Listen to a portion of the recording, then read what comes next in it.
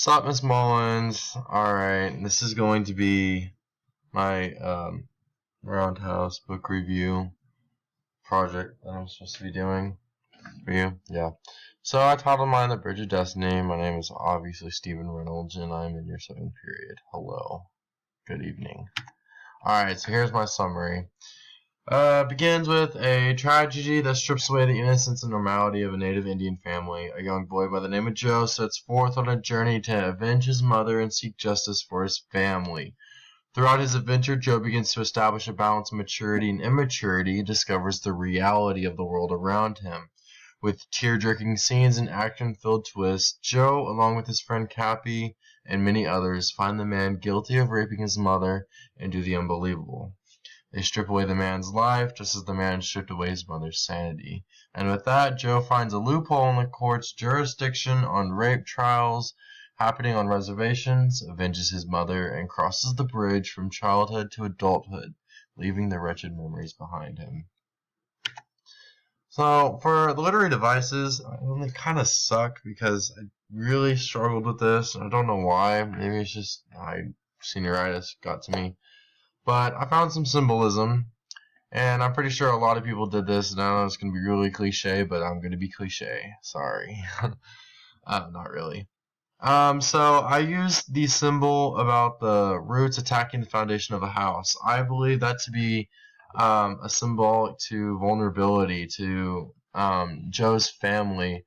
I believe that their family would be vulnerable to any outside influence that could penetrate the normality and the sanity of the family. Like, look how it says the roots had squeezed through the naive cracks in the decorative brown shingles and cement blocks, grown into the unseen wall, and was difficult to pry them loose. So the family is vulnerable to anything that might happen to them, such as the rape of Geraldine, which tore them apart. The rape are the roots, and that's what the symbol is. And it's hard to move on from that, which would mean it's hard to pry them loose. It's kind of the I couldn't put that into word like text, but I can say it better. I don't know if you could. I don't know. Anyways, next imagery.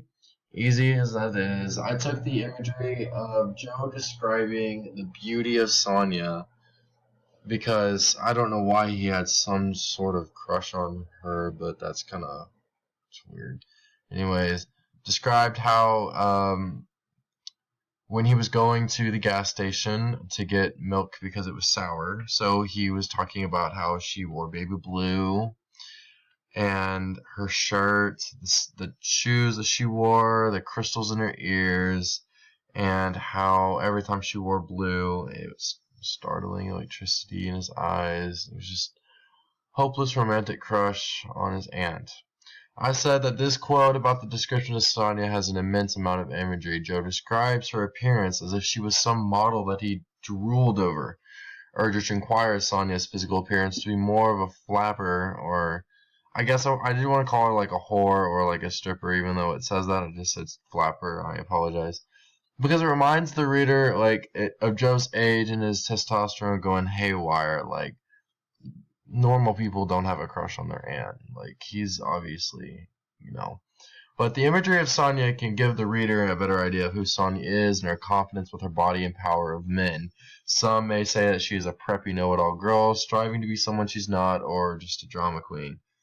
And you can get a lot out of someone's appearance and attire, so I guess that's what a lot of people make inferences about with her. Kind of how I viewed it. When I found out she was a stripper, it validated everything. Anyways, diction.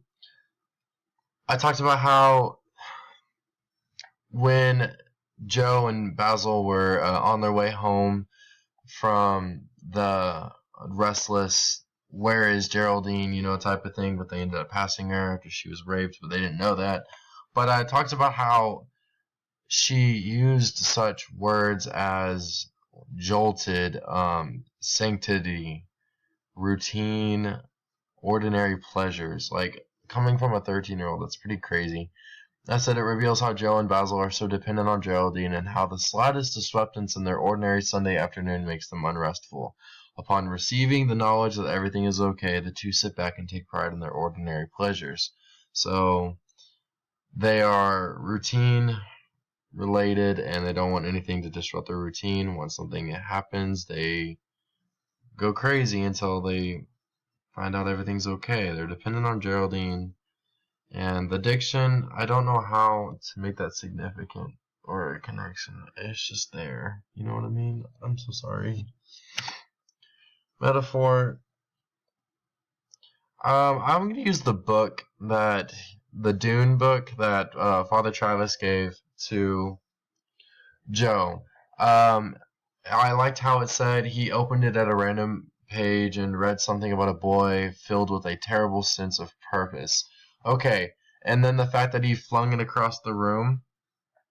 I think that this is a metaphor, like, of Joe himself and his struggles with accepting of who he is and what he's doing, the offset balance to maturity and immaturity, and I think the boy in the book with a terrible sense of purpose is him right now, yet he refuses to see it because he's just immature right now, but I'm sure he will understand it towards the end of the book, which I'm sure he did. Text to self and text and world. I did a lot of this comparing it to the Kite Runner, but I'm just going to read it anyways because I don't know how I'm just... With the way Joe takes on the responsibility to avenge his mother shows courage, and I relate to him in that aspect. I believe many teenagers nowadays lack courage and determination to achieve specific goals. They need a dramatic motive in order to chase after something, such as Geraldine's rape or the chance for redemption. One could tie this to Amir from the Kite Runner, because without him giving the chance to redeem himself of his past, Amir would still be drowning in his own guilt and wouldn't be as prosperous as he is towards the end of the book. Because he was told about his nephew being in the arms of Asef, Amir immediately takes on the journey back to Kabul to rescue him. Even though this event happened later on in his life, you can still tie it into courage. No one would have done that without high amounts of courage and determination. People take on goals that they know are easily achievable, but the ones that challenge themselves into taking higher responsibilities and chasing after something just barely out of reach are the ones like Joe and Amir. Alright, so the setting. I said the setting is a story of a flashback of Joe's childhood to the spring of 1988 on a Indian reservation in North Dakota. I said that there's obviously a different setting between the reservation and the state land, you know. The only reason it's significant is because of the many issues that correspond with the crimes and the prosecutions of domestic violence against women. During this time, there was a huge development of the North Dakota Indian Affairs Commission staff, and there's the acronym for that, it's a mouthful, which dealt with the rights of Indians on the reservations in North Dakota and their constitution. Around this time, 1988, the NDIACS was completing the final amendments of their constitution, solidifying tribe boundaries and U.S. influences. So, around I'm going to say between 1950 and 1990 was when the tribes of the Indian tribes of North Dakota and the reservation lands were starting to settle out all the acts, all the amendments, the rights, and everything kind of developing later on in life like the United States did in the 1800s. But that's pretty much what was going on during this time. The Indians were finally getting into real civilization type deal. And the link below just it shows more about that, about the NDIACS and the Constitution. It's really interesting. It's a PDF file, but I found it to be really informative about what was going on during that time. So, here are my favorite quotes. I don't know if they're cliche or not, but I thought they were pretty cool. Small trees had attacked my parents' house at the foundation. I thought it was a powerful sentence to start out a book with. The reason why I chose the quote is because it shows a sign of weakness in the beginning of the story. I said it gave off the impression that something wasn't right, which stood out to me. I saw this as a warning for future events in the book, like foreshadowing. I said, okay, so our biotic arms reaches, crushes, flexes, feints, and folds. It pierces armor and it its heat-seeking sensors can detect the most well-defended foe. That was when Joe and Cappy were playing Bionic Commando, the day that Cappy finally got to come over. And I said the reason why I like this code is because it revealed strength. It was very descriptive of the potential power that this Bionic Commando possessed. But I saw this as a description of Joe's determination and courage to continue searching for his mother's rapist. We just kept going. Okay, now this is the last sentence of the book, and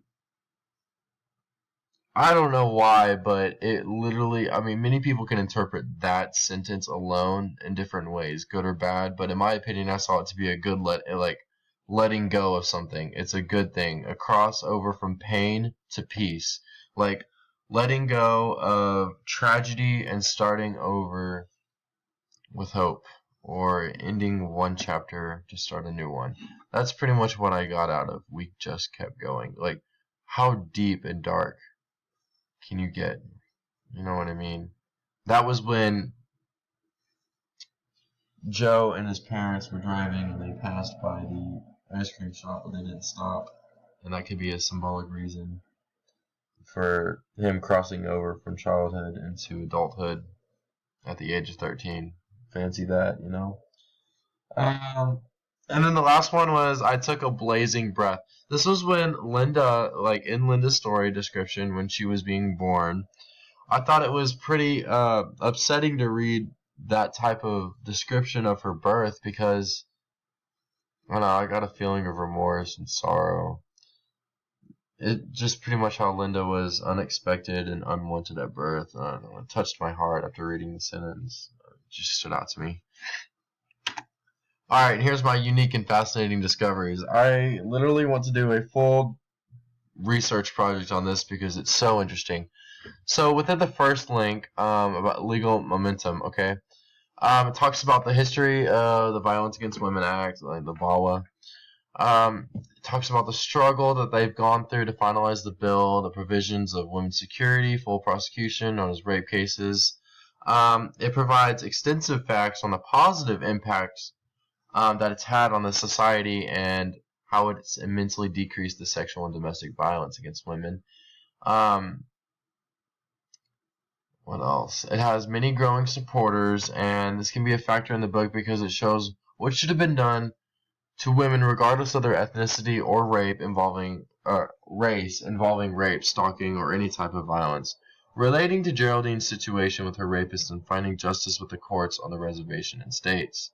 So the picture that you see to the left, that's the big jumbled citation you see right there. And to the right, I said statistics show that over 15 million women are exposed to domestic violence each year in the U.S., but only 1.3 million report it. I said this is significant and ties back to the VAWA because it shows proof of how much violence happens against women per year and reveals how much goes unprosecuted. So, pretty much, it supports everything that the VAWA is doing. You know what I mean? Like, so much violence goes unreported each year. And it's just a growing number. So, help, VAWA. Thank you. Where you at? Here's my final analysis and personal book rating. Okay. I know you said you're not going to take offense to anything, but I ended it with a smiley face. So, in my opinion, this book was a little more rigorous to read only because of the length. I didn't appreciate the addition of random backstories even though it added to the culture of the Indians because it was hard to grasp the morals of the stories Musham would tell, like the Nana Push story. And if I were to rank this book on a scale of 1 to 10, I would rank it at a 4 because this book dragged on and on. It's fascinating how Erdrich developed each character within the book, but it seemed as if the book branched off into many different stories and didn't stay on track with the essential plot. Like, if you're going to go find your mother's rapist and avenge her, you better do it. You don't just, I'm going to go stay at Sonya's. I'm going to go play with Cappy. You know what I mean? I know stuff happened, but, I'm just going to go hang out for a while. Hide money in a doll or dispose of it in many banks across the reservation. Like, what are you doing, dude? You gonna avenge your mother or what? Like, let's go. Come on, chop chop.